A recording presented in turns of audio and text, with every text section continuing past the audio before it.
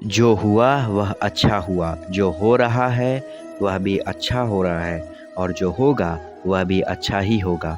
तुम्हारा क्या गया जो तुम रोते हो? तुम क्या लाए थे जो तुमने खो दिया? तुमने क्या पैदा किया था जो नाश हो गया? तुमने जो लिया यहीं से लिया, जो दिया यहीं पर दिया। आज जो कुछ आपका है पहले किसी और का था और भविष्य में किसी और का हो जाएगा। परिवर्तन ही संसार का नियम है। तो दोस्तों, स्वागत करता हूं आप सभी का हमारे इस नई वीडियो में। अगर आपने अभी तक हमारे चैनल को सब्सक्राइब नहीं किया है तो कर लें, ताकि आपको हमारी आने वाली वीडियो की नोटिफिकेशन मिलती रहे। बहुत पहले की बात है। एक महल में एक रानी रहती थी। एक बार नौकरानी ने रानी के कमरे में आकर रानी से कहा, महारानी जी, आपका कीमती हार नहीं मिल रहा है। इस पर महारानी बोली, भला हुआ अच्छा हुआ। नौकरानी चुपचाप चली गई। कुछ समय बीतने के बाद नौकरानी ने रानी से आकर कहा, रानी जी, आपका कीमती हार मिल गया। तब भी रानी बोली, भला हुआ अच्छा हुआ। नौकरानी बड़े आश्चर्य में पड़ गई और सोचने लगी, यह कैसी मालकिन है जिन्हें न खोने का दुख है और न पाने की खुशी। इनको तो कोई फर्क ही नहीं पड़ता। एक महान संत ने एक कथा सुनाई। एक आदमी एक बहुत ही बढ़िया घोड़ा था। यह बात किसी ने नगर के राजा को बताई और कहा, महाराज, वह घोड़ा तो आपके पास होना चाहिए। राजा ने अपने दीवान को बुलाया और कहा कि उस आदमी के पास जाओ, जितना भी मूल्य उसे देना पड़े, दाम देकर उस घोड़े को खरीद लाओ।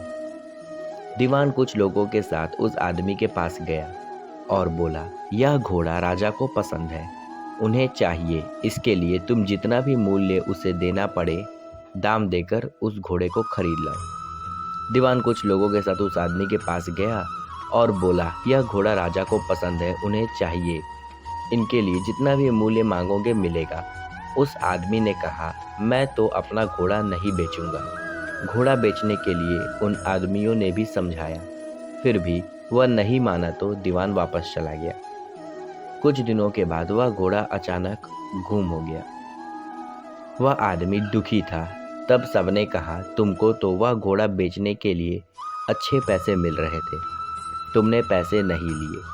अब देखो, घोड़ा मुफ्त में चला गया। उस आदमी ने कहा, जैसी भगवान की इच्छा थी वह हुआ। कुछ दिनों के बाद घोड़ा वापस आ गया और साथ में अपने 3-4 घोड़े को और लेकर आ गया। घोड़े के साथ 3 सार और घोड़ों को देखकर उन सभी ने कहा, अच्छा किया जो घोड़ा नहीं बेचा। देखो, बेच दिया होता तो बाकी के घोड़े कैसे मिलते। तब उस आदमी ने फिर कहा, जैसी भगवान की इच्छा थी वही हुआ। मतलब उसकी उस रानी को हार खोने और मिलने का कोई दुख और सुख नहीं था, तथा घोड़े के मालिक को भी घोड़े गायब होने में भगवान की इच्छा और मिल जाने पर भी भगवान की इच्छा मालूम हुई। इस प्रकार मनुष्य भी अगर दुख सुख में समान रूप से व्यवहार करे तो उसका जीवन खुशहाल हो जाएगा। तो दोस्तों, इस कहानी से हमें यह शिक्षा मिलती है कि हमें अपनी प्रशंसा अपने आप नहीं करना चाहिए। यह कार्य आपके सत्कर्मक स्वयं करा लेंगे। दुख सुख में समान रूप से व्यवहार करें। जो हुआ वह अच्छा हुआ, जो हो रहा है वह अच्छा ही हो रहा है और जो होगा वह भी अच्छा ही होगा। तो क्यों व्यर्थ की चिंता करते हैं? किससे व्यर्थ डरते हो? कौन तुम्हें मार सकता है? आत्मा न पैदा होती है न मरती है। जो हुआ वह अच्छा हुआ, जो हो रहा है वह अच्छा ही हो रहा है और जो होगा वह भी अच्छा ही होगा। तुम भूत का पश्चाताप ना करो, भविष्य की चिंता ना करो, वर्तमान चल रहा है, इस पर ही ध्यान दो। तुम्हारा क्या गया जो तुम रोते हो? तुम क्या लाए थे जो तुमने खो दिया? तुमने क्या पैदा किया था जो नाश हो गया? न तुम कुछ लेकर आए, जो लिया यहीं से लिया, जो दिया यहीं पर दिया, जो लिया इसी भगवान से लिया और जो दिया इसी को दिया। खाली हाथ आए और खाली हाथ चले। जो आज तुम्हारा है कल और किसी का था, परसों किसी और का होगा। तुम इसे अपना समझकर मग्न हो रहे हो। बस यही प्रसन्नता तुम्हारे दुख का कारण है। परिवर्तन संसार का नियम है। जिसे तुम मृत्यु समझते हो वही तो जीवन है। एक क्षण में तुम करोड़ों के स्वामी बन जाते हो, दूसरे क्षण तुम दरिद्र हो जाते हो। मेरा तेरा छोटा बड़ा अपना पराया मन से मिटा दो, फिर सब तुम्हारा है और तुम सबके हो। न यह शरीर तुम्हारा है और न तुम इस शरीर के। यह अग्नि, जल, वायु, पृथ्वी, आकाश से बना है और इसी में मिल जाएगा। परंतु आत्मा स्थिर है। फिर तुम क्या हो? तुम अपने आप को भगवान को अर्पित करो, यही सबसे उत्तम सहारा है। जो इसके सहारे को जानता है वह भय, चिंता, शोक से सर्वदा मुक्त है। जो कुछ भी तू करता है उसे भगवान को अर्पण करता चल। ऐसा करने से सदा जीवन मुक्त का आनंद अनुभव रहेगा।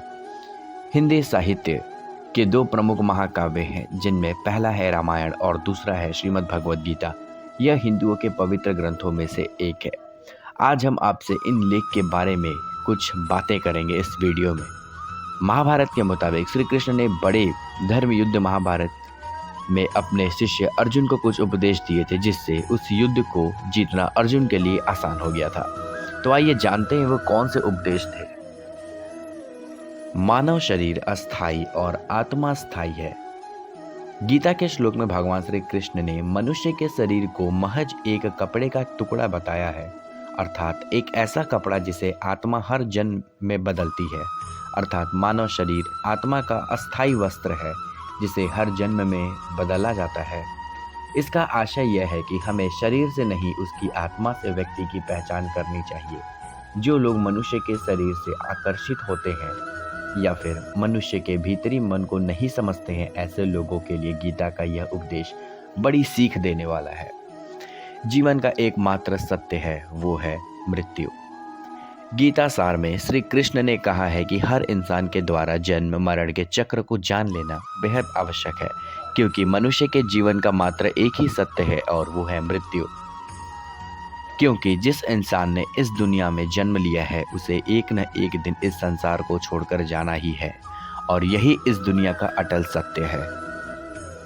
लेकिन इस बात से भी नहीं नकारा जा सकता है कि हर इंसान अपनी मौत से भयभीत रहता है।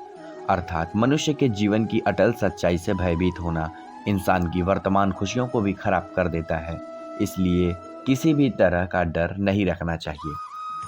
गुस्से पर काबू करना चाहिए, क्योंकि क्रोध से व्यक्ति का नाश हो जाता है। भगवान श्री कृष्ण ने गीता के उपदेश में कहा है कि क्रोध से भ्रम पैदा होता है और भ्रम से बुद्धि का विनाश होता है। वहीं जब बुद्धि का काम नहीं करती तब तर्क नष्ट हो जाता है और व्यक्ति का नाश हो जाता है।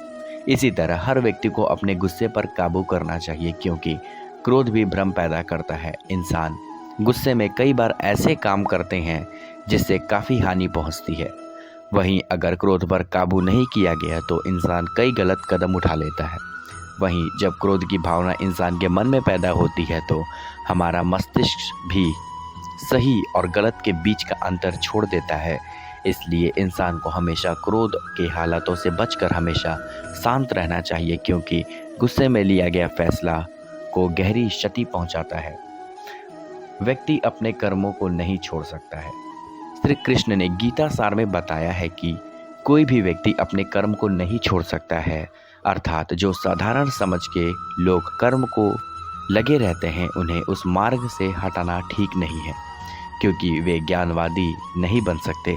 वहीं अगर उनका कर्म भी छूट गया तो वे दोनों तरफ से भटक जाएंगे और प्रकृति व्यक्ति को कर्म करने के लिए बाध्य करती है। जो व्यक्ति कर्म से बचना चाहता है वह ऊपर से तो कर्म छोड़ देता है, लेकिन मन ही मन उसमें डूबा रहता है। अर्थात जिस तरह व्यक्ति का स्वभाव होता है वह उसी के अनुरूप कर्म करता है। मनुष्य को देखने का नजरिया। गीता सार में मनुष्य को देखने के नजरिए पर भी संदेश दिया गया है। इसमें लिखा गया है कि ज्ञानी व्यक्ति ज्ञान और कर्म के रूप में देखा जाता है, उसी को नजरिया सही है। और जो अज्ञानी पुरुष होता है उसे ज्ञान नहीं होने की वजह से वह हर किसी चीज को गलत नजरिए से देखता है। इंसान को अपने मन में काबू रखना चाहिए। गीता सार में उन लोगों के लिए संदेश दिया गया है जो लोग अपने मन को काबू नहीं करते हैं, क्योंकि ऐसे लोगों का मन इधर उधर भटकता रहता है और उनके लिए वह शत्रु के समान काम करता है। मन व्यक्ति के मस्तिष्क पर गहरा प्रभाव डालता है। जब व्यक्ति का मन सही होता है तो उसका मस्तिष्क भी सही तरीके से काम करता है। तो दोस्तों, अब मैं आशा करता हूँ कि आपको समझ में आ गया होगा कि इस दुनिया में जो हुआ वह सही हुआ, और जो हो रहा है वो सही हो रहा है, और जो होगा वह भी सही होगा। तो दोस्तों उम्मीद करता हूँ कि आज की वीडियो से आपको ज़रूर कुछ नया सीखने को मिला होगा। तो अगर आपने अभी तक हमारे चैनल को सब्सक्राइब नहीं किया है तो कर लें, ताकि आपको हमारी आने वाली वीडियो की नोटिफिकेशन मिलती रहे। तो दोस्तों मिलते हैं एक और नई वीडियो के साथ, एक और नए जोश के साथ। तब तक के लिए धन्यवाद।